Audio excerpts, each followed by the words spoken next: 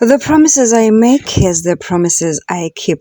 As I have promised you, which I am gonna come back to you with a full vlog of what went down on the content creators table that took place on the River Horse Valley in Durban this September.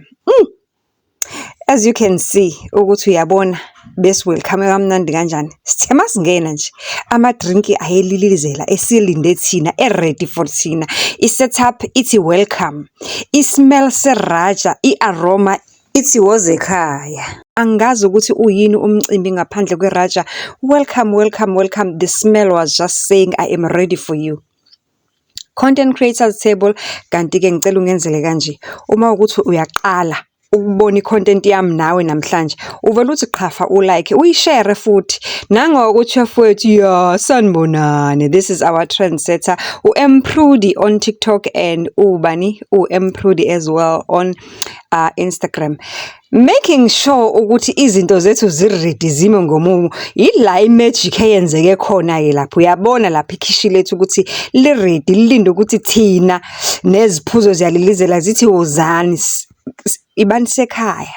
Raja was our sponsor. Angazi ukuthi umcimbi wakho uyini ngaphandle kweRaja, let alone ikhabethe lakho lasekhishini elingena Raja ukuthi liyini ngempela upheka ngani.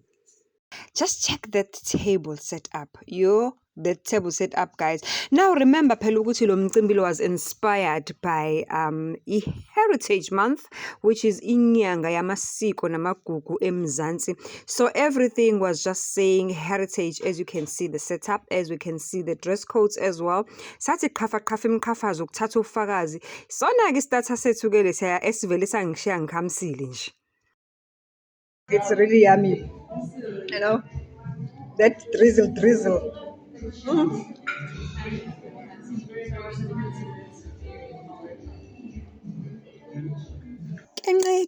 Kenqe yakhala sizele niyazibonela ke nani bafethu lapha na ukuthi ukudla komcimbi sekuredi kuyalilizela nabanikazi bomcimbi phela seberedi imqala sebeyilolile babhizi ngamaplate sebeyaphaka.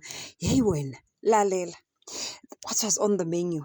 It was creamy spinach, it was coastal salad, it was a veg, it was uphuthu ole private school engiludle lapha ya angaze ngiludle ndawo ujeqe ubuthi mamfu ichakalaka ivumile ibeef stew yakhona ibo kanti ngithini ngeshikini yakho uyabona le shikini guys. I'm still smelling it right now. Ubuzwela nje ukuthi siphethe Robertson sihamba ngoline no Raja cha nothing else. Uyabona mase kudliwa ke kuvele kunciphe neindaba ngoba hayi ukudla kusuke sekuza kahle. Istarter set was a malva pudding with custard.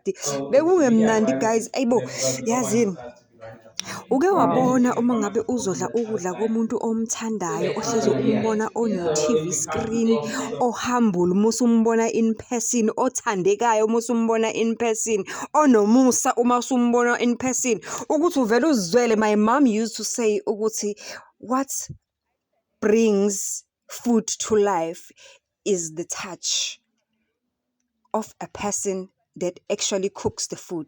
It's not the spices, because I can give you all the same spices, but imbiza yenu mase ngiqedile ukuyiphaka niyophula will never be the same. Hayi yimi lo ngihlafuna ibe ngiyazithandela Nkosi yami. Sane wazo wayenza into enhle. Creators table next time ngicela ungasali ngoba mina angazi ukuthi ngempela uzokwenza kanjani ukuthi uvele usale entweni enhle kanje sithi sihlangene singamakhona. Nami yazi ngavele ngazizwa ngiyi-content creator. I've never yazi ngaze ngizibale nama-content creators kodwa kulo mcimbi ngivele ngazizwa nje nami ngifitha khaxaxa ngathi hayi man kusho ukuthi ngiyangena la. Hawu ngangena ngaphelela. What an awesome evening.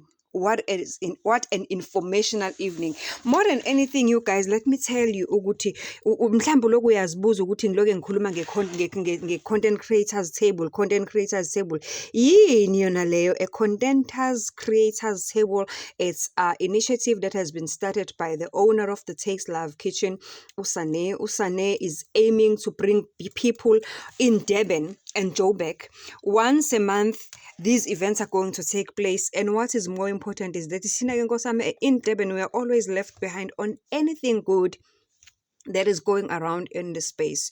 So she tells me ukuthi she is aiming to do this once a month, whereby content creators will come together, talk about content creation, talk about the business of content creation, talk about how to partner with brands, talk about how to align your niche with brands, how to to bring, to build and groom that cult of yours that you called your followers, that is actually going to stay glued into their screens and attached into your niche, and make sure ukuthi that they support you in everything and anything you're doing, up to a point whereby even the brands recognize you.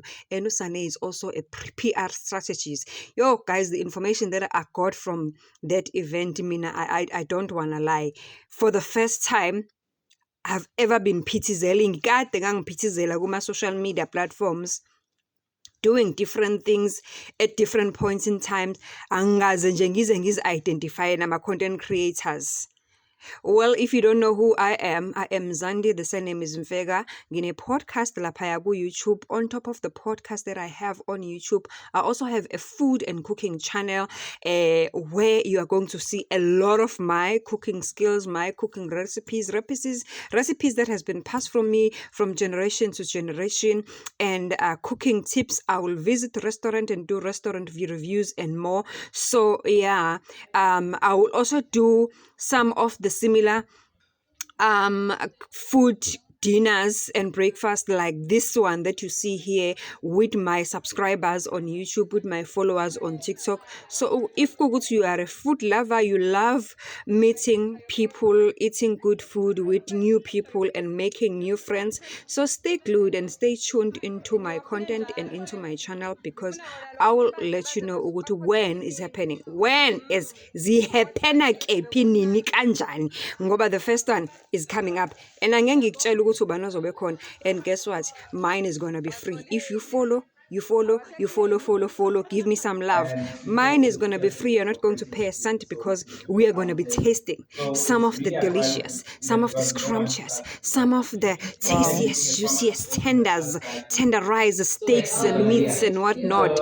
Yeah, yabona into kanjalo nje. So ngithi kuwena, hlala unganyakazi, kusazoba mnandi la, sisazodla, sisazo-connecta, kuzoba. Thank you for watching my vlog. Ungakhohlwa phela ukusilandela la ku-TikTok, usilandele ku-Facebook, kanti uyosubscribela ku-YouTube, Meaningful Conversations with Zandi Mfega, or Foodgasm channel, which is What's Cooking with Z, and kusazoba mnandi. From me to you, love and peace.